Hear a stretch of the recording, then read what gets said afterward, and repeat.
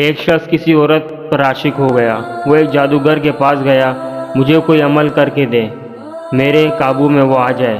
اس نے کہا، جاؤ پہلے 40 دن تک اللہ تعالیٰ کی نافرمانی کرو، کوئی کام نیکی کا مت کرو، تاکہ تیرا دل سیاہ ہو جائے، پھر میرا جادو اثر کرے گا۔ وہ کرتا رہا۔ 40 دن کے بعد اس نے کہا، میں نے کر لیا۔ اس نے عمل کیا، اثر نہیں ہوا۔ وہ کہنے لگا، مجھے تو نہ خدا ہی ملی نہ وصال صنم۔ وہ کہنے لگا، ادھر بیٹھ جا، سوچ 40 دن میں کوئی نیک کام کیا؟ کہنے لگا، کوئی نہیں کیا۔ کہا، میں نہیں مانتا، یہ ہو نہیں سکتا۔ یہاں بیٹھ، سوچ کوئی 40 دن میں نیک کام کیا؟ سوچتے پھر کہنے لگا، راستے میں پتھر پڑا تھا، میں نے ایک طرف کر دیا، کسی کو ٹھوکر نہ لگے۔